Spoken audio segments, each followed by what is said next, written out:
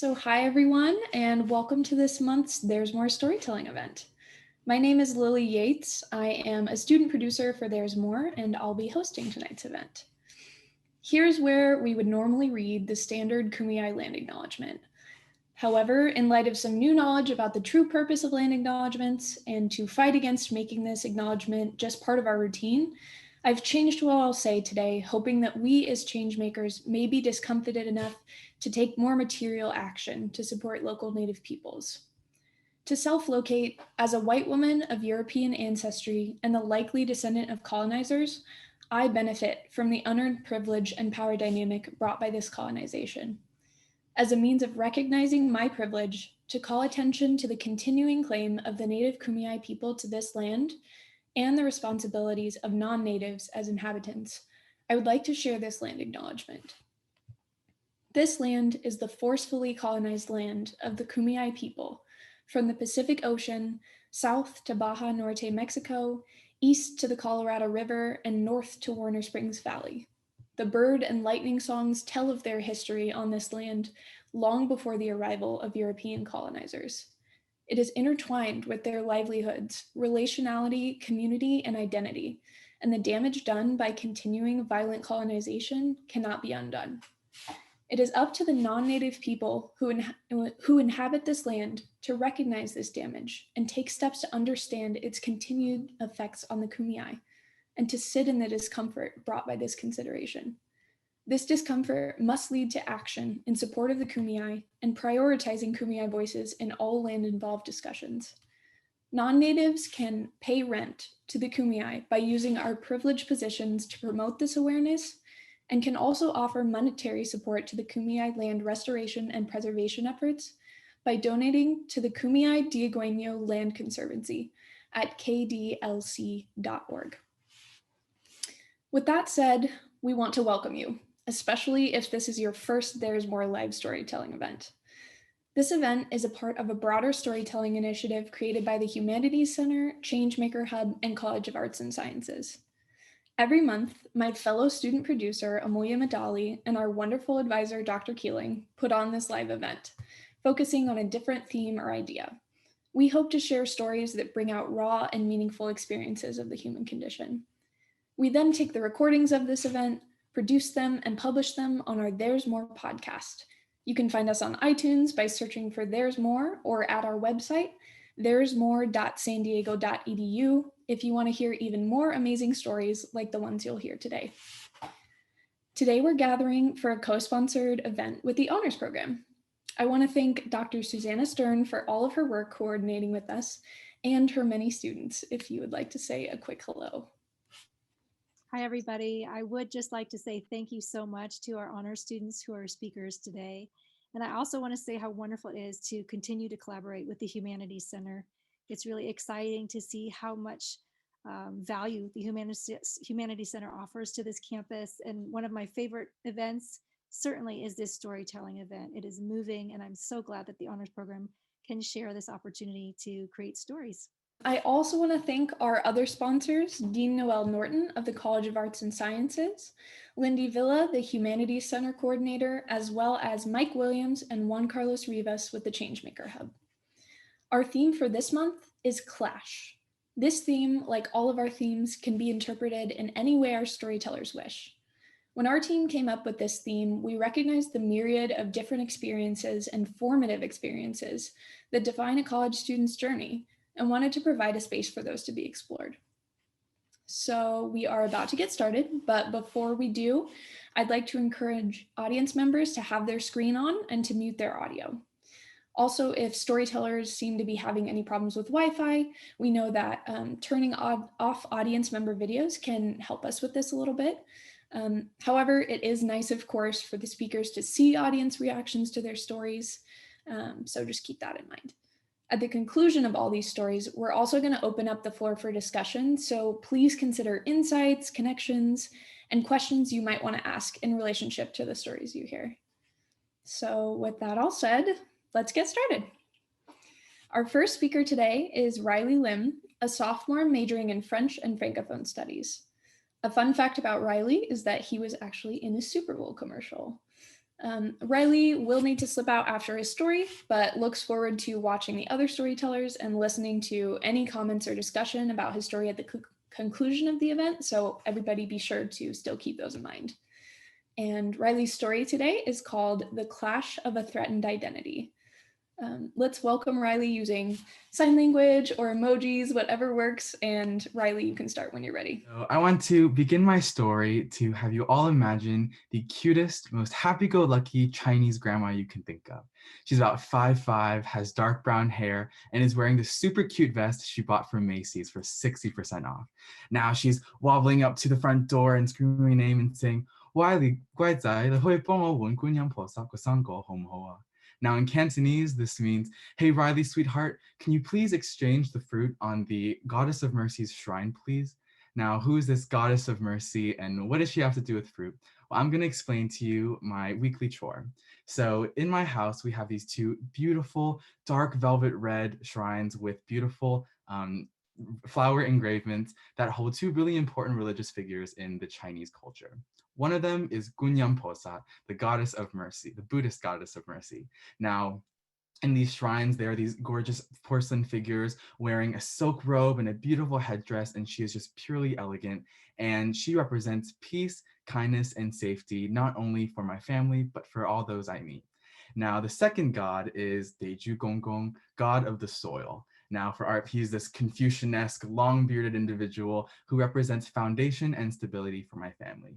Now, this could be encouraging us to be resilient during the hard work week, or also just stay united as a family. And it's a really great thing to have. Now, my responsibility is to exchange the fruit that we put onto these shrines in order to express my gratitude for all the magic that these two shrines have brought into my life. Now I take out the old ones, put in the new, bow 3 times, kiss my grandma on the cheek, and then go upstairs and do my own thing. Now, as beautiful and majestic as this sounds, for a long time, I only really viewed it as a chore. In fact, I really felt disconnected from a lot of this Chinese heritage and did not really think much of it. My grandma has been living with us for over 13 years, and she's been really the only individual that has been able to maintain the Chinese culture and tradition in our family. Now, I spent a lot of growing up in the Bay Area in Fremont, California. I only grew up with other Chinese friends and went to school with only Chinese people. So because I was just surrounded by my culture and heritage all the time, I never really felt the need to make an effort to connect with it. In fact, in high school, I wanted to connect with other interests and other parts of my identity that I had nothing to do with my heritage. I loved European culture and history, and I loved French. Oh gosh, I loved French, and how elegant the language was in comparison to the harsh, crass sounds of Cantonese I spoke every day with my grandma. Now, while it was great exploring things of my own identity that had nothing to do with my ethnicity, it eventually led me to stray away from it, and I almost shunned it.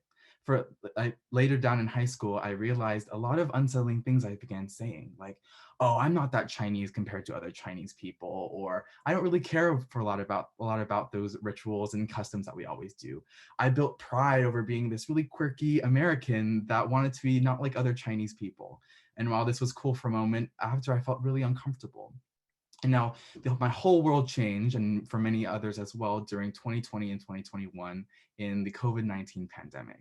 Not only are we facing this awful virus, but the Asian American community has faced a devastating rise of Asian hate crimes, not only to kids my age, but to our beloved elderly. Now, hearing stories of the 84-year-old Thai man who was murdered in San Francisco and the thousands of other elderly that are being assaulted, it really took a toll on my mental health.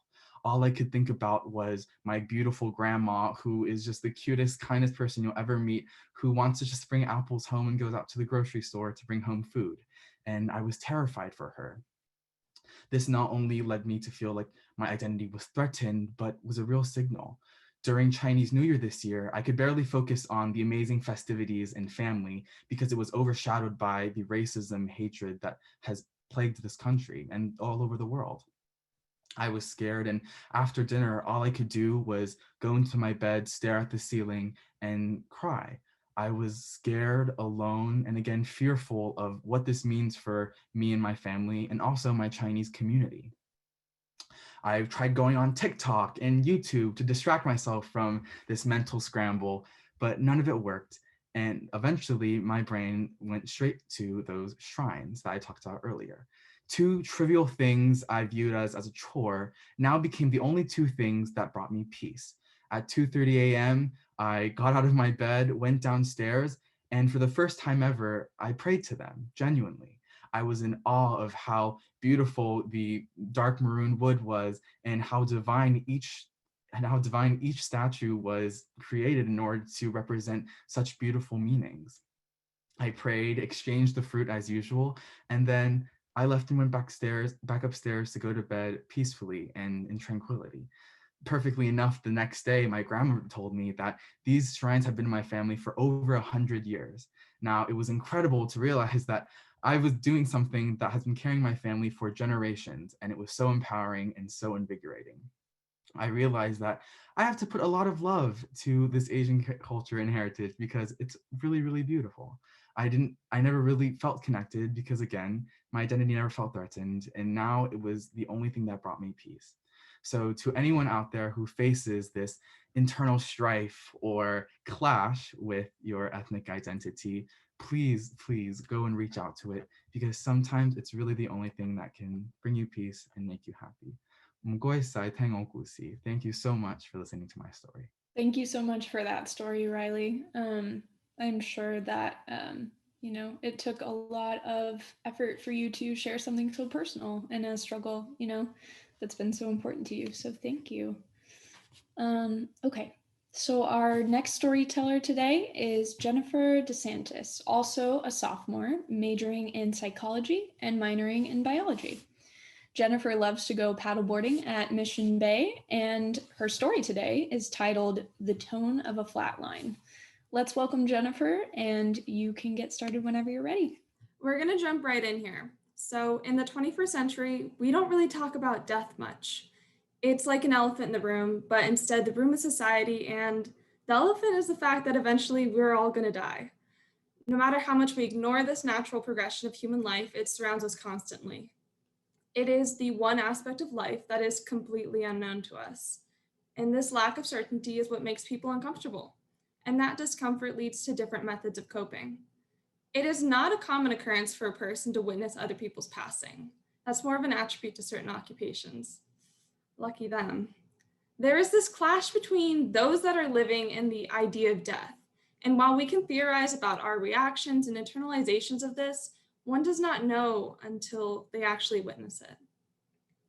In high school, I was a shadow in the emergency room. I had a badge that read Observing Physician, which was a very misleading title, and baby blue scrubs that made me look like a box. I wore space pattern Converse, and I had this naive look about me that just screamed, I'm in way over my head right now. And I was right. On many occasions throughout my time in the ER, the doctor I worked with would look at me and say, shape up, kid. You look like a deer in the headlights.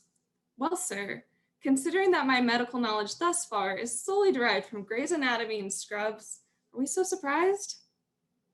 Throughout my time there, I saw some really gruesome things, as one can imagine. I also saw some really weird and mildly comical things, but that's for a different talk about humans putting things places they shouldn't be. I had this idea of the ER that it would be like it was in the TV shows, highly dramatic and constantly moving. And while there were certain moments that were filled with chaos, there were also moments where everything was just stagnant. These were normally the moments directly after someone's passing. One of the first people I witnessed die was a woman in her 60s who had overdosed on heroin. I was filing paperwork around 2 p.m. when the PA system loudly proclaimed, triage in Trauma Bay 2, triage in Trauma Bay 2. Heat rushed through my body and I could feel sweat pooling on my upper lip and my forehead as I rushed to the trauma bay. The paramedics swiftly pushed the stretcher into the ward while spewing the patient's medical history, but all I could hear was her labored breathing. She was frail. Her skin hung loosely on her face and hands, revealing her skeletal figures from the years of opioid use. I stood frozen in the corner of the room and watched the doctor cut a clean sliver in her neck for the intravenous port. The patient's dull blue eyes remained open for the entire procedure, her pupils dilated like black holes staring at the ceiling, and her body was cold with this sickly blue tint. She was unresponsive to the poking and prodding of the many nurses. I was surrounded by complete commotion, but remained fixated on her decreasing breath. Entranced by the rattling I could hear forming in the back of her throat. I could hear the heart rate monitor increasing in frequency and volume like an oncoming train, and I watched her body seize and her torso stiffen, then relax. The heart rate monitor manifested the dreaded flat line. The rattling in her throat diminished. Her time of death was called, and the majority of the medical personnel in the room returned to their previous tasks, but I was transfixed on her pale, lifeless face. I anticipated seeing someone die in the ER, and I knew it was bound to happen. I just thought that after it did, that I would get in my car at the end of the day, dramatically pull off my ID card, hit the innocent steering wheel a couple times, and manically drive home through my blurry tears with the fray playing in the background like in Grey's Anatomy. But alas, life is not a medical drama. At the end of that anticipated day, I got in my car, put on my seatbelt, shuffled my John Mayer playlist, and calmly drove home. I took a shower, had dinner with my family, watched some TV, and went to bed, as if nothing had happened. While I laid there that night, I heard the linear tone of a flat line on a heart rate monitor, but that was all. Months down the road is when everything caught up to me. I was sitting in the kitchen with my mom crying, as one does at 11 p.m. on a school night, and that's when all the grief hit. But not only grief, but guilt. Why hadn't I reacted sooner? What was so maniacal about me that I did not feel sad in the moment, but only stunned? Death was not what I expected it to be, but more importantly, neither was my reaction. There was this clash within me between my moral mind and the reality of my reaction to death. Did I lack empathy? I questioned myself for so long afterwards, trying to find an answer to my initial apathy. But that was it. In that moment, when I was questioning myself, that was when I came to grips with life and how fleeting it is. That was empathetic and completely human of me. I had this expectation of myself to take on all of these emotions from death immediately, and I expected perfection. But what I got was authenticity. I was young, and I still am, but I have processed through this tension and clash between my preconceived notions of reality and the mortality of human life. As cliche as it sounds, I have come to learn that life is limited and precious. This isn't meant to scare anyone, but remind you to love truthfully and completely, because without compassion, without love, without empathy, without patience, our lives are just the linear tone of a flat line on a heart rate monitor. Thank you. Thank you so much for that story, Jennifer. What an impactful experience. Thank you for sharing it with us. All right. So for our third speaker today, we have a first year here at USD, Cali Ortega. Her fun fact is that she loves airports, even though they stress most people out. Please welcome Cali as she shares with us Cleats to Microphones. Thank you so much. I will get started. Life is unpredictable. As much as we like to think that we have everything figured out, life in its unexpected form happens and changes everything. At the time, these clashes, if you will, seem like the end of the world. But looking back, you realize that these unexpected events embody your individual human experience. With that said, I would love to tell the story of my clashes and how they have helped me become the person I am today. May 7th, 2016. Up until this point, I was an athletic, academically driven 14-year-old girl who couldn't wait to start high school that fall. I was beginning to get very serious about my sport, soccer. I was playing on 2 competitive travel teams, one with girls 3 years older than me. On this day, I was playing in the state cup semifinals with the older team. This was a huge deal for our club. No team in our organization had made it this far into playoffs in several years. I remember being so proud to represent my team, playing alongside girls who were so much older than me and that I respected so much. I started that game, and as soon as the whistle blew, I came out strong. I wanted to win. The first few minutes of that game were probably the best soccer I'd ever played. I felt invincible. This all changed just seconds later. I won possession of the ball and did a Cruyff turn to get away from the defender. I'd done this move a million times before, but for some reason this time, my body was not in sync with my mind. My anchoring foot was cemented to the grass and my left knee popped and gave out. I immediately collapsed to the ground and screamed in pain. My mind was racing. I couldn't comprehend what had just happened. All I knew was that I couldn't get up. My teammates and coach ran over to me and had to carry me off the field. I was condemned to the sidelines by a cruel fate, and my tears of pain morphed into tears of frustration. I remember telling my coach that I'd be ready to go back in for the second half when we both knew that I couldn't even walk, let alone play in a soccer game. Not yet even knowing the true gravity of my injury, I sat, utterly defeated, on the bench for the rest of the game, where I had to watch my team lose 3-1. I was heartbroken. A few days later, I went to the doctor and learned the fate-sealing news. I had torn my ACL and meniscus and needed reconstructive surgery. This was a lot for my 14-year-old self to digest. I had less than a month left of middle school and was so looking forward to the summer and, most importantly, starting my freshman year of high school that fall. Surgery meant a 6 to 9 month recovery, which would completely derail my life.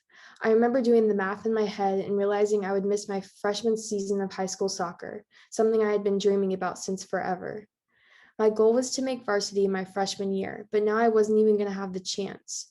I had attended public schools my whole life and was leaving all of my friends behind to go to a private Catholic high school. I knew hardly anyone and didn't even have soccer to make new friends. I was spending countless hours at physical therapy, channeling all of my frustration into my recovery process. I was making significant progress, but not enough for me to be ready by soccer season. I learned to accept this tragic reality and began to explore other aspects of my life. One of these aspects was music. I'd been playing guitar, singing, writing songs, and even performing live at gigs for several years, but it was always something that came second. With all of my time off from soccer, I decided to dive into my music. Think singer-songwriter, pop alternative, sort of like Taylor Swift. I recorded my first EP and released my music on a variety of music platforms. I began to explore a philanthropic side to my music, reaching out to Lucille Packard Children's Hospital Stanford and participating in their annual holiday workshop.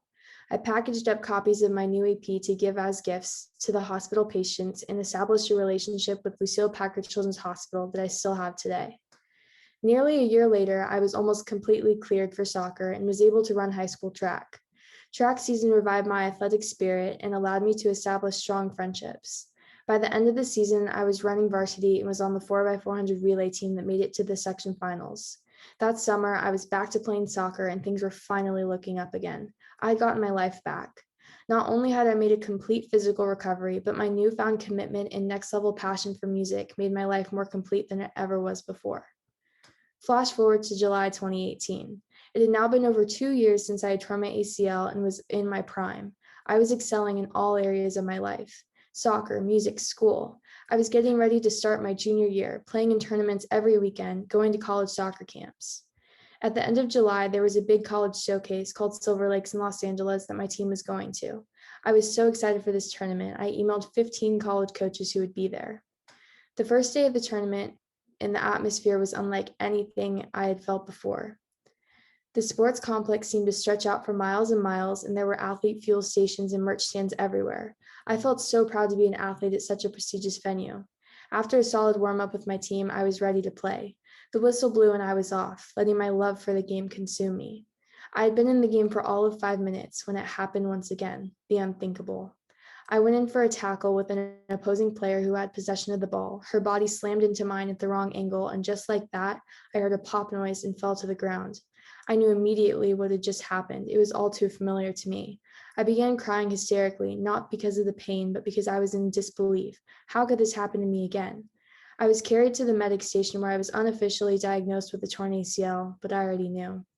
The worst part was that I was 6 hours from home and was staying in a hotel. I left the sports complex with tears in my eyes, searing pain in my knee, and a broken heart. My family and I drove back the next day, and I was left to face the tragic reality that comes with this injury once again. The second time around proved very difficult to maintain an optimistic attitude. The process of surgery and beginning rehab again was a physical strain, but also a mental one. Starting my junior year knowing I would miss out on so much right out of the gate made it hard to find the light at the end of the tunnel. I would miss another high school soccer season, and because of the timing of my surgery, I would miss track season too. Physical therapy seemed like a chore. All I wanted was my old life back.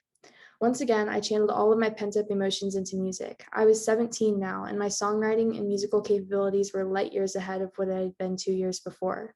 I recorded my best songs and released them in my second EP, 17, on all music platforms. I also continued my philanthropic work with Lucille Packard Children's Hospital, writing a song for the hospital community that was used for fundraising and marketing purposes. In addition, I forged connections with organizations like Mothers Against Drunk Driving and Every 15 Minutes with a song that I wrote called Goodbye. I'm still working with Mothers Against Drunk Driving to this day, helping to spread awareness of the dangers of drinking and driving. After almost a year, I was cleared to play soccer again.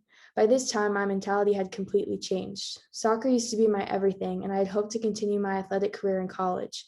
But after the mental and physical toll that my second injury took on me, I was able to put my life into perspective. I still continued to play soccer competitively throughout the summer and fall, and was even able to compete in my senior season of high school soccer. However, when the final whistle blew in my last high school soccer game, I knew it was time to hang up my cleats.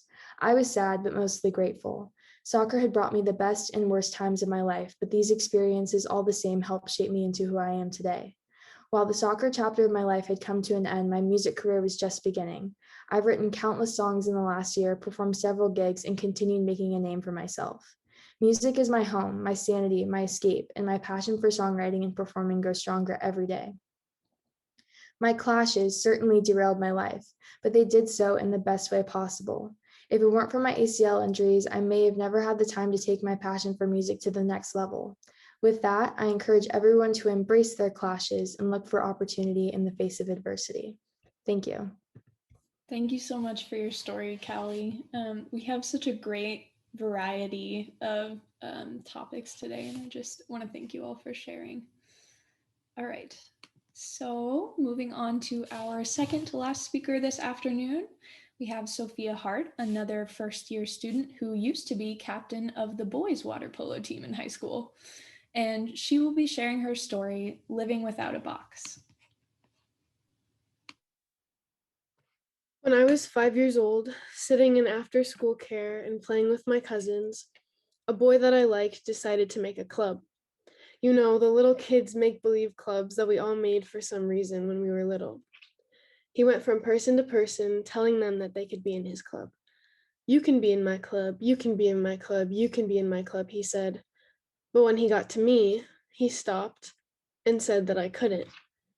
I went outside, sat on the steps, and I cried.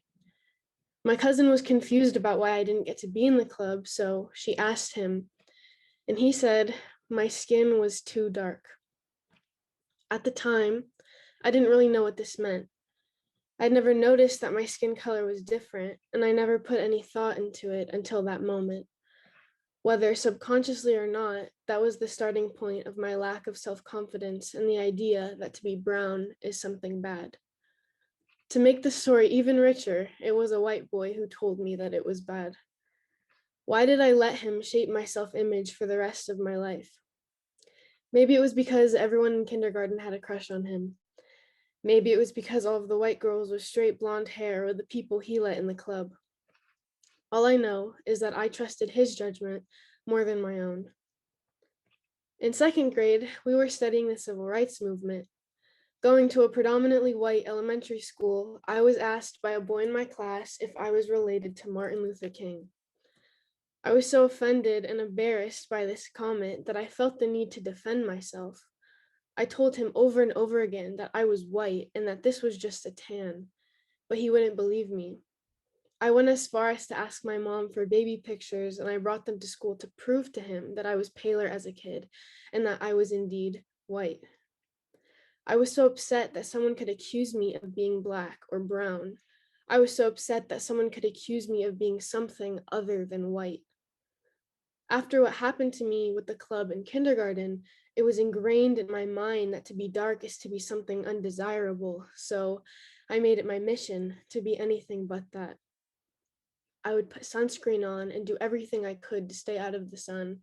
I would be envious of my cousins who lived in Minnesota because they got to be lighter skinned than me, and I would straighten my perfectly curly hair every day or pull it back in tight buns until it was dead and lifeless. I just had to be white. If I wasn't loved and I wasn't beautiful. In 5th grade, I begged my mom to shave my legs because some girl made a comment about how dark my hair was compared to her golden peach fuzz legs. I was always trying to edit myself to fit a standard I just wasn't made to fit. In that same year, I was hanging out with a group of kids in my grade, and I guess they didn't notice I was tagging along. So one of the boys turned around and said I was too fat to be friends with them. So I believed him and walked away, completely deflated.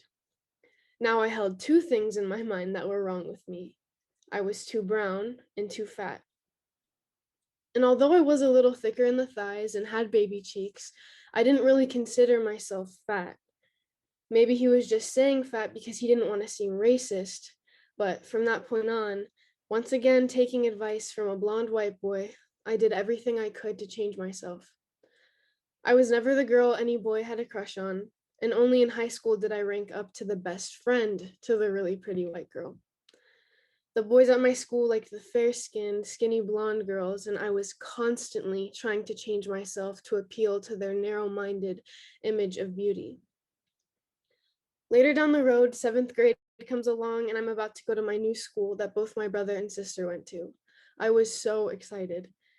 The first day of school was approaching, and my mom sat me down to tell me that she legally had our last name changed. I was in shock, and I was furious. How could she do this? How could she not tell me first? How could she not ask me? After September 11th, 2001, I think we all know what happened on that day. My family was put on the federal no-fly list. For those of you who don't know what that is, it is the government's way of sifting through potential terrorists, and we weren't allowed to fly. My last name was Ibrahim at the time, and because this is a Middle Eastern last name, we were terrorists in the eyes of the US. So, in order to make my life and my family's easier, we changed our last name to my mom's maiden name, Hart. So, as the years progressed, I not only tried to look white, but even my last name seemed white. It felt as though I was slowly losing more and more of my identity. I felt like I didn't have a place, and being in America has made my sense of belonging really difficult. It's not just the microaggressions, but the fact that my entire identity is overlooked. On the SAT, ACT, Common App, and even the census, I don't have a box. I'm Egyptian American, and some say that I'm considered Middle Eastern, so I should choose the box that says white, in parentheses, Middle Eastern. First off, can we just acknowledge how messed up that is? White in parentheses, Middle Eastern? You're telling me that a white person and someone from the Middle East is going to share the same box as if they look the same, their culture is the same, and they get treated the same. Like, that's just plain stupid. Also, some say that I'm not even considered Middle Eastern. Since Egypt is in North Africa, they say I'm African American. But I also don't think this is accurate, as my ancestors were not enslaved in this country. I just don't have a category. I am living without a box. I'm too brown to be white, and I'm not Black. I'm not saying that my life is any harder, nor am I glossing over the fact that an entire race was wrongfully enslaved for over 2 centuries. I'm just saying that it kind of sucks sometimes, not having a group of people to identify with, and not even being acknowledged by the country that I live in. Now that I'm older, and I'm starting to really understand what happened in my life, I can now recognize and appreciate my identity. I am proud to be a person of color, regardless of what some prepubescent white boys had to say about me, and whether or not this country has a place to fit me. I now embrace my curly hair, and I only straighten it once a year at most. I finally am beginning to feel confident in myself. I am brown, I am beautiful, and no one can ever take that away from me. Thank you. Thank you so much for sharing that story, Sophia. I can't imagine what living that experience was like, so thank you for sharing with us.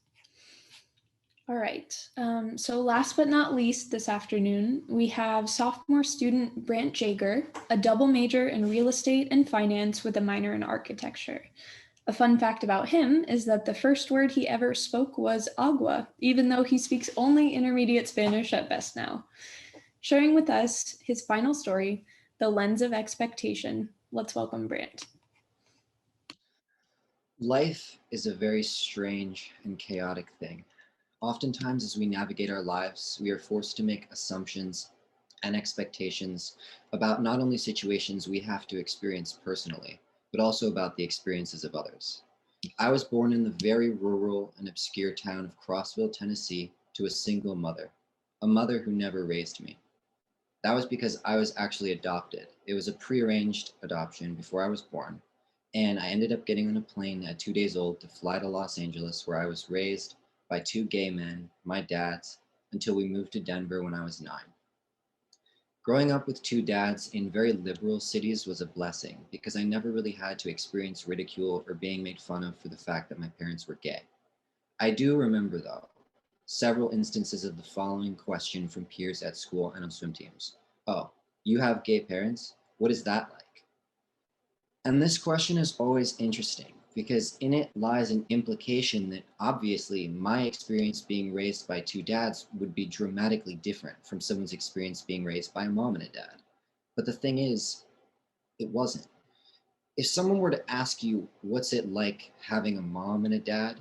That question would probably cause you a moment of pause because it's certainly a little strange to try to answer. I don't know. It was normal. And that's seriously how I felt and continue to feel about the whole thing. It's a strange feeling when other people carry an assumption about your experiences that you don't necessarily resonate with. When people expect that your experience with something is inherently different or an other experience from theirs, even though you don't feel like your personal experience was very different from theirs at all. Most of my friends as a kid had straight parents, and their households weren't very different from my own. When I was a sophomore in high school, the realization dawned on me that I wasn't as 100% straight as I had previously thought. Coming out to family in any case is an emotional and complicated undertaking, especially when one isn't sure how their loved ones will respond. There are kids and adults all over this country who have been outcast, disowned, and even in extreme cases assaulted by family members for coming out as bi or gay or trans or non-binary. Naturally, people assume that because I have gay parents, coming out as bi to them would be extremely easy, as it's not like they'd disown me. But while the threat of being disowned was thankfully something I didn't have to worry about, coming out was still really difficult for me, but for different reasons. I remember as a little kid when my dad would talk about relationships and how one day in the future I was going to get married and she and I would have kids. I felt guilty. Guilty because I didn't want them to feel like it was their fault. I didn't want them to feel like it was because of their being gay, because of being raised in that environment that it made me change or that I somehow was gayified by them. And I didn't expect to have to deal with that. Also, the thought of my parents came out in different times, and it took some of their family, their parents, a little while to become accepting. Am I going to put those family members through another wave of that same hardship, those emotions? Is that going to hurt them? Is that why I still haven't told most of them? How would my rural Tennessee birth mother react to that? Not well, I can imagine. Maybe I'll tell her one day. Probably not, though. I talked to her over the phone and heard my own mother's voice for the first time in my life about 4 months ago. Reconnecting with long-lost adoptive parents is like something out of a movie. At least that's the expectation. I was under the impression that when adopted children reconnect with their birth parents, it either goes really well or really horribly. When I connected with her for the first time over Instagram, we had set up an appointment to talk, and I waited for the phone to ring, anxiety roiling and my stomach in knots. When I told my friends about reconnecting with her, a lot of them seemed more excited about it than I was, thought it was a bigger deal than I did. The reasons why and circumstances surrounding my adoption story specifically is another presentation entirely in and of itself, but the reasons why I was given up for adoption were never kept secret from me. I've known as much as my parents knew pretty much since I could speak. I am forever grateful for the role my mother played in providing a life for me that she never could have herself, but that was her role. That was her part. She's my mother, but she's not my mom. And I think that's difficult for some people to understand. Our conversations went well. We talked for hours. She told me all the things I didn't know, answered all the questions my parents couldn't, the questions I didn't even know to ask. And that was enough. But it wasn't grandiose. I felt a sense of relief, of clarity, a little happiness, a little sadness. I mean, she's great, but people are never who you expect them to be. Their experiences are never what you expect them to be. Our own experiences aren't what we expect them to be. Even our own thoughts can betray our expectations. But that's beautiful because that's inspiring and invigorating, and it makes things exciting and surprising, and that's life. The lens of expectation will always be broken by the truth of lived experience. Thank you. Thank you so much for sharing that. I feel like that was a really great note to sort of end our stories on, because that's really, what we want this event to be about is shattering those preconceived expectations we have for one another. So I want to thank all 5 of our storytellers for your awesome stories and for sharing a piece of yourself with all of us.